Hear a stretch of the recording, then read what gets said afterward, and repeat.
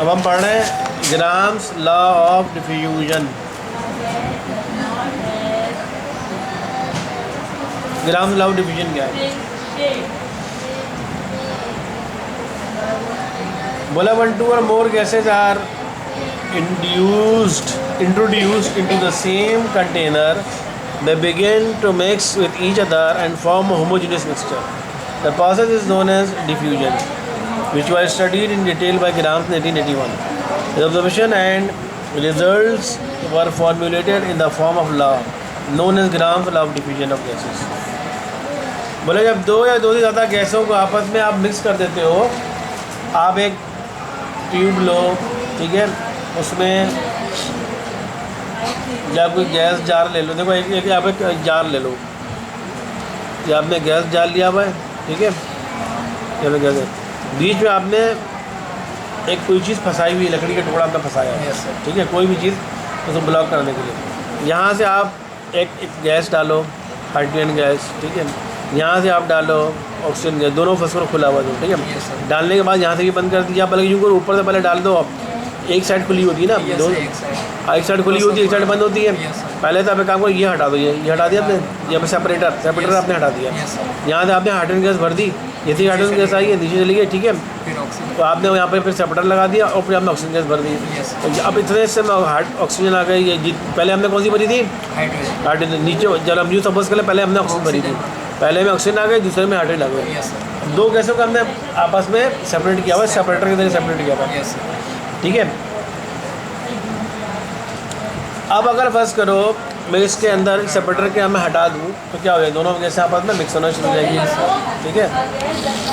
इस मिक्स होने को कहा जाता है डिफ्यूज़ करना, डिफ्यूजन। गैसें आपस में डिफ्यूज़ कर गई, आपस में मिक्स हो गई। इस चीज़ को स्टडी किया था ग्राम साइंटिस्ट का नाम है 1881, ठीक है।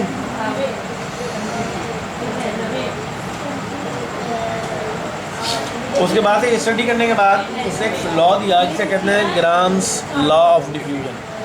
गैसे डिफ्यूज़ कर गई ना आपस में, दोनों गैसें आपस में मिक्स हो गई, डिफ्यूज़ कर गई, इसे कहते हैं डिफ्यूजन, इसे कहते हैं ग्राम्स लॉ ऑफ डिफ्यूजन, ठीक है। तो उसने स्टेटमेंट क्या दिया? उसने उसके लॉ बना दिया उसने, ग्राम्स लॉ ऑफ डिफ्यूजन। उस लॉ का स्टेटमेंट क्या है? बोले the rate of diffusion of two gases inversely proportional to the square root of their densities provided temperature and pressure remain constant.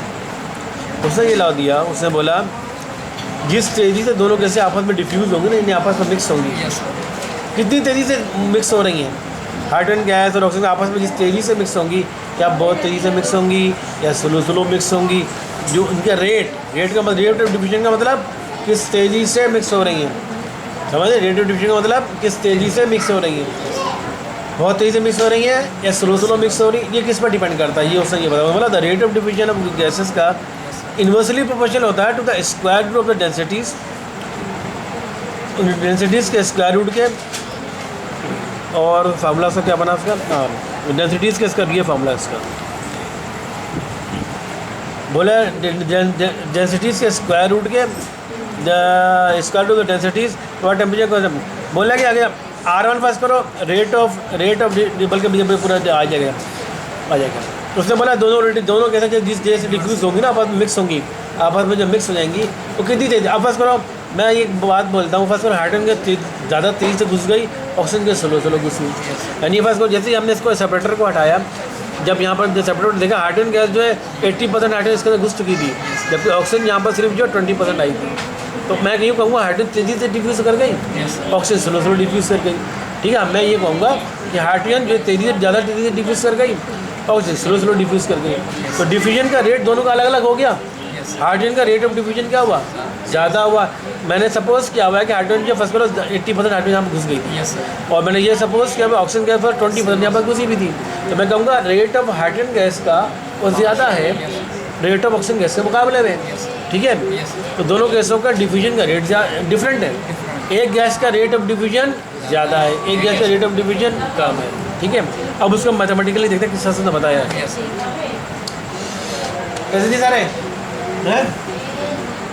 अभी लीजिए मैं चेक करता हूँ, बैठा हूँ।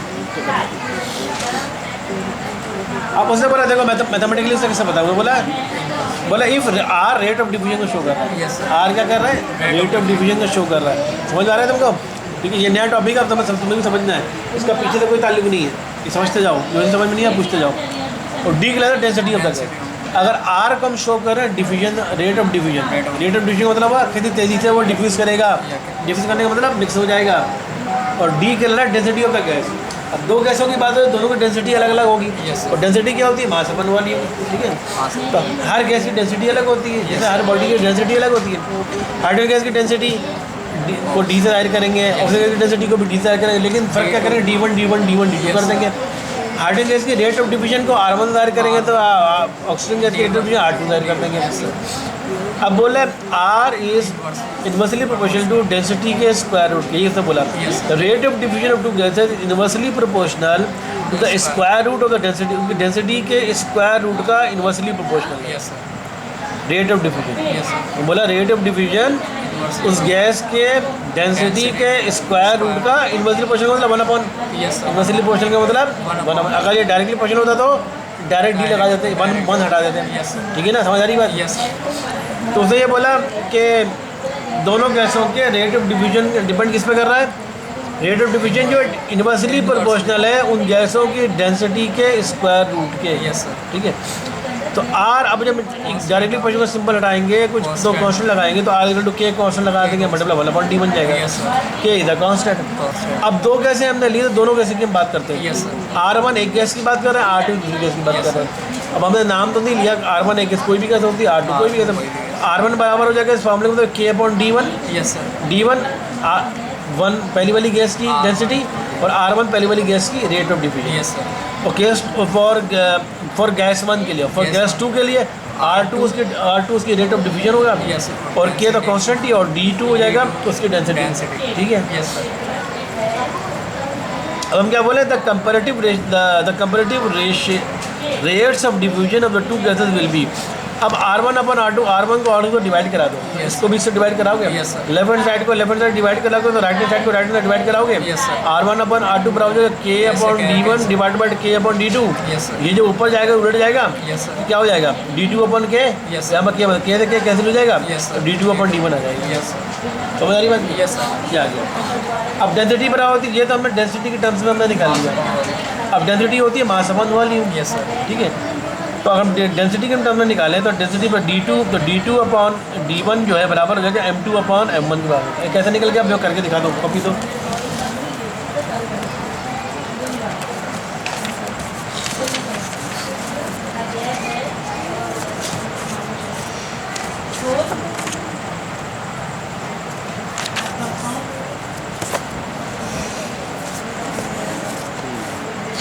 तो यहाँ से तो बात समझ आ गई ना। R1/R2 बराबर है D2/D1 और दोनों का स्क्वायर, ठीक है। ये तो हमने डेंसिटी की टर्म्स में हमने निकाला है। अब हम निकालने जा रहे हैं उसके मास के टर्म में, ठीक है, उसके मास के टर्म में। हमें फार्मूला पता है, डेंसिटी होती है मास अपन वॉल्यूम के बराबर, ठीक है। डेंसिटी होती है मास अपन वॉल्यूम। तो अब अगर मैं D1 गैस का अगर डेंसिटी लूँगा तो D1 गैस की डेंसिटी क्या होगी, उसका मास अपॉन V1, ठीक है, वॉल्यूम। अच्छा, बल्कि देखो वॉल्यूम तो हमारा सेम ही रहेगा। देखो ये जो इस जार है, इसमें वॉल्यूम दोनों गैसों का सेम रहेगा, दोनों, क्योंकि गैसों के जब आप ये हटाओगे, जब सेपरेटर हटाओगे तो दोनों गैसें मिक्स होंगी, तो दोनों गैस का वॉल्यूम सेम रहेगा, क्योंकि दोनों गैसें ये भी गैस यहाँ भी घुस चुकी हुई, ये गैस यहाँ भी घुस चुकी होगी। तो हम कहेंगे ये पूरी ट्यूब के अंदर दोनों गैसें मिक्स हैं, दोनों का वॉल्यूम फिक्स है। तो वॉल्यूम को हम V1 V2 की वजह से V रख देते हैं, ठीक है। D1 हो गया M1/V, ठीक है, और D2 किसके बराबर हो जाएगा, और D2 बराबर हो जाएगा मास वाला अलग होगा दोनों गैस का, ठीक है ना, दोनों गैस का मॉलिक्यूलर मास अलग होगा। तो फार्मूला हमारा D2/D1 है, तो हम लिख सकते हैं D2/D1 रूट में इक्वल टू हो जाएगा, तो रूट D1 किसके बराबर है, M1/V, और D2 किसके बराबर है, M2/V डिवाइड बाई D1 किसके बराबर है, M1/V। ये जो उल्टा करेगा तो V से V कैंसिल हो जाएगा, ऊपर आ गया तो M2/M1 बन जाएगा, वही चीज़ यहाँ पर लिखा है। तो D2/D1 इक्वल टू M2/M1। समझ आ गई बात है? हाँ, स्क्वायर रूट बुसेट्स कर लो तो निकल के आ जाएगा। अब देखो यहाँ पर भी क्या है, दोनों का स्क्वायर रूट हटाया हुआ है हमने। Yes, sir. दोनों यहाँ पर दोनों का स्क्वायर रूट है, स्क्वायर रूट सर्च करोगे तो ये दोनों हट जाएंगे। Yes. d2/d1 बन जाएगा। Yes, sir. ये चीज़ हमारे पास d2/d1 यस सर, समझ आ गई बात? यस तो ये हमारा रिलेशन निकल कर आया D, because D is direct to M, यानी d2 इससे ये जाहिर हो रहा है। देखो यहाँ पर भी d2 है तो यहाँ पर भी m2 ही आया हुआ है, m1 नहीं आया। यस सर, d2 तो इसका मतलब हुआ डायरेक्ट डी और m में रिलेशन क्या बना, डायरेक्ट रिलेशन बना। डायरेक्ट अगर d2 यहाँ पर आता और m2 नीचे आता तो हम बोलते हैं इन्वर्स रिलेशन बनता। Yes, sir. लेकिन d2 आ रहा है तो m2 ही आ रहा है, यानी दूसरी गैस की डेंसिटी ले रहे हो तो मास भी दूसरी गैस का ही आ रहा है। यस पहली गैस की डेंसिटी ले रहे हो तो मास भी पहली गैस की आ रहा है। ठीक है, Yes, तो हम sir. कहेंगे चूँकि डी और एम में डायरेक्ट रिलेशन है। ठीक है, यस सर, और फार्मूले में पता है अब डेंसिटी का formula D is equal to mass upon volume. इस फार्मूले से क्या दायरा हो रहा है, वॉल्यूम और डेंसिटी में कौन सा रिलेशन है, यस सर, कौन सा रिलेशन है, इनवर्स रिलेशन है। और डेंसिटी और मास में डायरेक्ट डायरेक्ट रिलेशन, फार्मूले से जाहिर हो रहा है वो Yes, sir.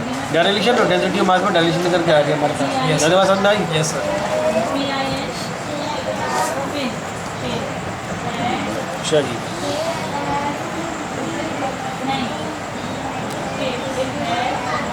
ठीक है। अच्छा, since volume is constant it can be cancel, मुझे मैंने बताया इन्होंने कैसे किया हुआ है। ठीक है, तो d2/d1 m2/m1 के बराबर आ गया। Yes, sir. तो और d2/d1 किसके बराबर है, r1/r2 के। तो r1/r2 बराबर m2/m1 ही लिख सकते हैं, यस सर, क्योंकि ये किसके बराबर है, इसके बराबर कंपेयर करा लिया। ये इसके बराबर है और ये इसके बराबर है, तो ये दोनों आपस किसके बराबर हो जाएगा, Yes, sir. r1/r2 बराबर हो जाएगा m2/m1 के।